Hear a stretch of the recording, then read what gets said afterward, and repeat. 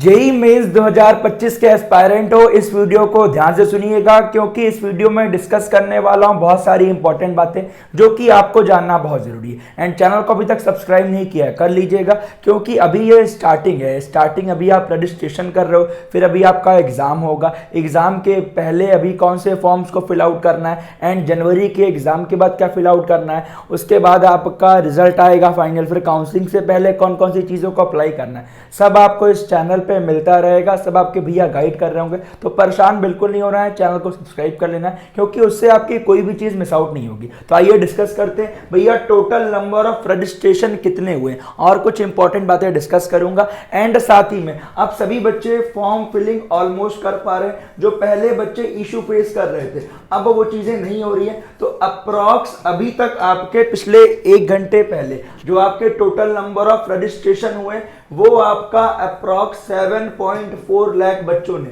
अभी तक रजिस्ट्रेशन कर दिया है। अब day by day per day number of registration बढ़ गए। इसका मेन रीजन यही है, जो पहले कैटेगरी सर्टिफिकेट कास्ट सर्टिफिकेट वाली चीजें थी उसमें इशू आ रहा था, बट जो बच्चे SC ST वाले हैं उनके पास तो पहले ही से था, और जो बच्चे OBC और EWS के थे जिनका बाई चांस सेंट्रल का नहीं बन पा रहा था वो स्टेट का बनवा के लगा दे रहे हैं।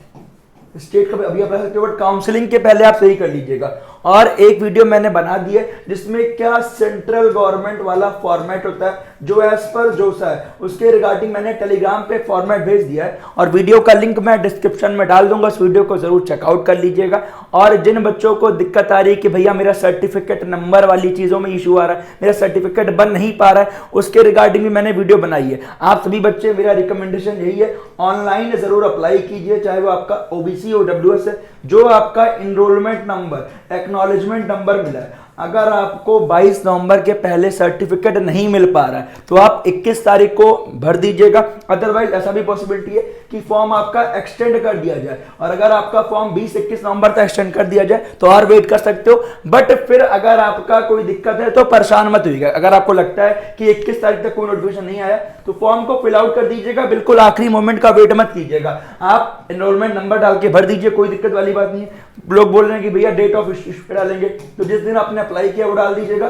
फिर अगर करेक्शन विंडो में चेंजेस आते हैं तो आप चेंज कर दीजिएगा, नहीं भी आता है तो at the time of counselling जो बच्चे OBC वाले हैं, जो बच्चे EWS वाले हैं, उनका 1 अप्रैल 2025 के बाद का ही मांगेगा, तो वैसे भी उनका सर्टिफिकेट नंबर चेंज होगा। तो एज सच कोई इशू नहीं है, उसके लिए पैनिक मत होइएगा, परेशान मत होइएगा।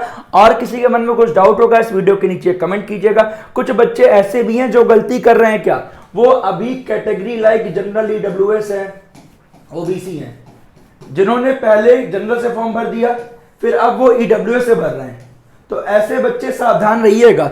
एक ही बच्चा अगर 2 एप्लीकेशन फॉर्म फिल आउट करता है तो UFM अनफेयर से आपका एप्लीकेशन कैंसिल हो गया है, ध्यान दीजिएगा। तो इसीलिए जो भी बच्चे हैं एप्लीकेशन फॉर्म आपको एक ही बार फिल आउट करना है। कोई गलती हो गई है तो करेक्शन विंडो में उसी में चेंज करना है। और कई बच्चे सेशन 2 में भी ये गलती करेंगे। अभी आप ओनली सेशन 1 में अप्लाई कर सकते हो, सेशन 2 में आपको न्यू रजिस्ट्रेशन नहीं करना है। जो आपका एप्लीकेशन नंबर जनरेट हो गया उसी में खोल के उसी में आपको फी पे करना है। तो उस टाइम कैसे करना होगा सब आपको इस चैनल पे मिल रहा होगा, तो चैनल को सब्सक्राइब कर लेना। दूसरी इंपॉर्टेंट बात, जो आपका एप्लीकेशन फॉर्म कैंसिल होता है उसका रीजन क्या है?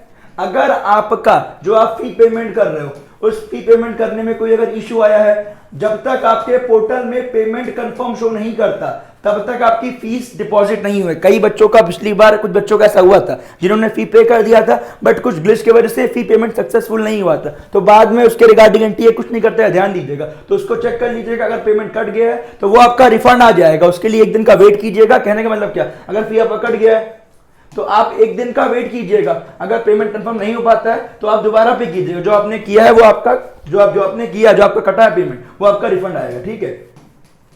दूसरी इंपॉर्टेंट बात, तीसरी, कि अगर आपका बाई चांस एप्लीकेशन फॉर्म का फी आपने एक ही बार पे किया है, एक ही बार ओनली पे किया है और वो आपका रिफंड आ गया है, तो एक बार एप्लीकेशन पोर्टल को जरूर खोल के चेक कीजिएगा, ठीक है। कोई इशू तो नहीं है कि आपका पेमेंट में कोई इशू है, एक बार चेक जरूर कर लीजिएगा, ठीक है। जब भी आप पेमेंट कर लेते हैं उसका स्क्रीनशॉट जरूर ले लीजिएगा, ठीक है। और आपका फाइनल एक ईमेल भी आता है, कंफर्मेशन आता है एनटीए की तरफ से आपके ईमेल पे, ठीक है। और किसी के मन में कुछ डाउट होगा और क्या आप प्रॉब्लम फेस कर रहे हो, मुझे कमेंट डाउन कीजिएगा। And day by day registration बढ़ रहे हैं। जनवरी को ध्यान दीजिएगा, अप्रैल में कंपटीशन बहुत टफ रहेगा, ध्यान दीजिएगा।